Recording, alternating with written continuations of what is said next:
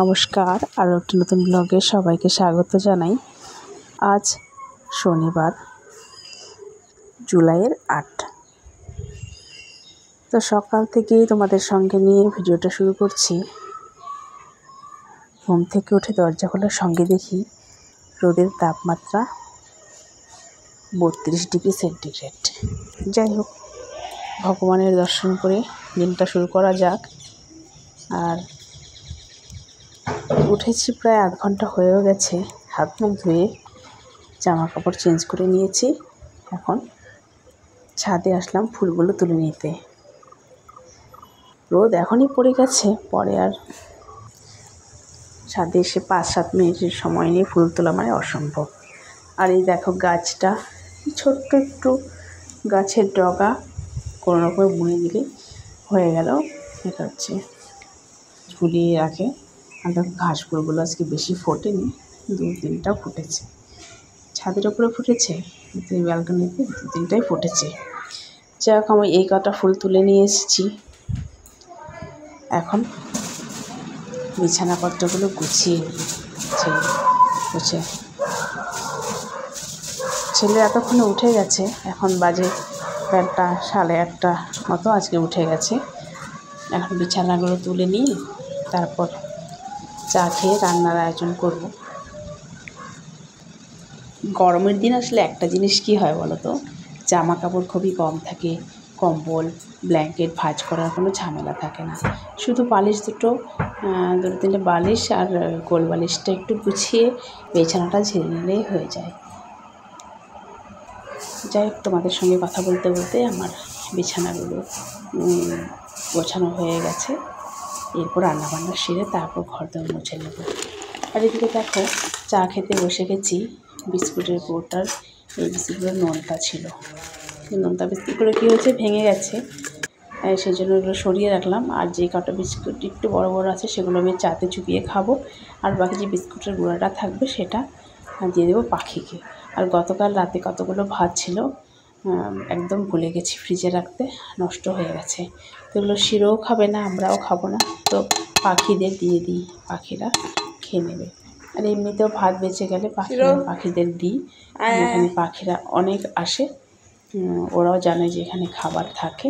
তো শিরোকে দুটো বিস্কুটের লোভ দেখিয়ে ওপরে নিয়ে যাচ্ছি, ওকে এখন শেকল দিয়ে আটকে রাখবো। তো সকালবেলায় ওকে জল বিস্কুট দিই এবং আটকে দিই, তারপর আবার সন্ধ্যেবেলা ছাড়ি, নয়তো ও বেরিয়ে যায়।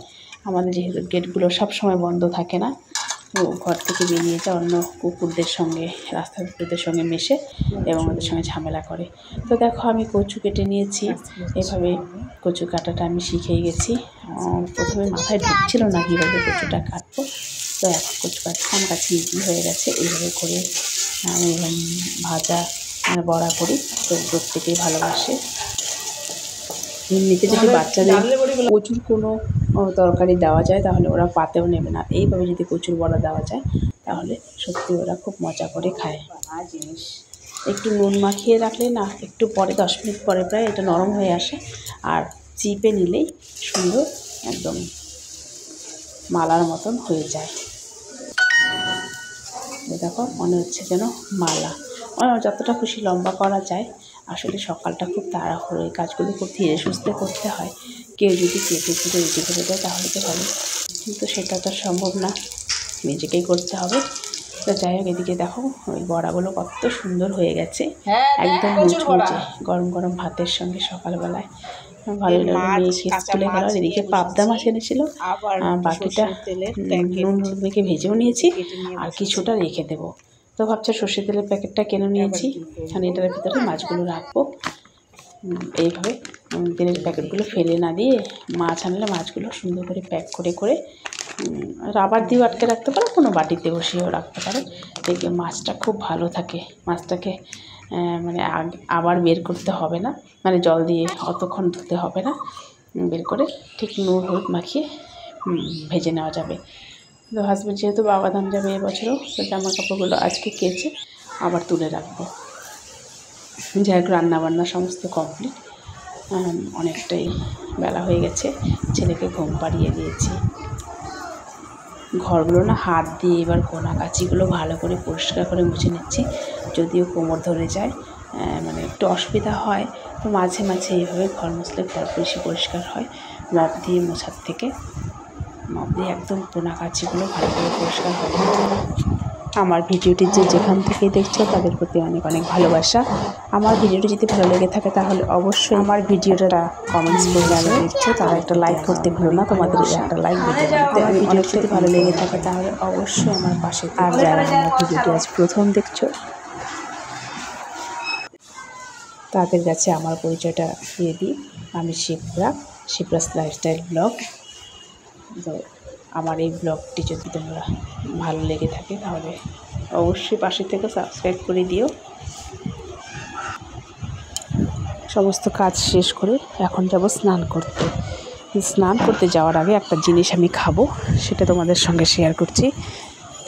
কি বলো তো, সেটা হচ্ছে কাঁঠাল।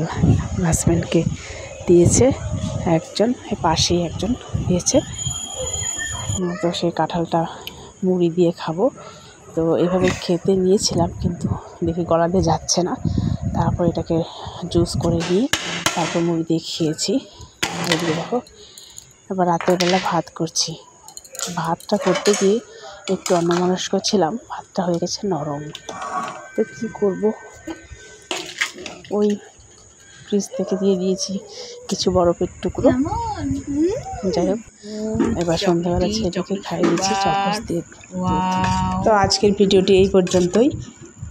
দেখা হবে নতুন একটি ব্লগে নতুন একটি ভিডিও নিয়ে। ততক্ষণ পর্যন্ত সবাই খুব ভালো থেকো, সুস্থ থেকো। Chocolate flavour.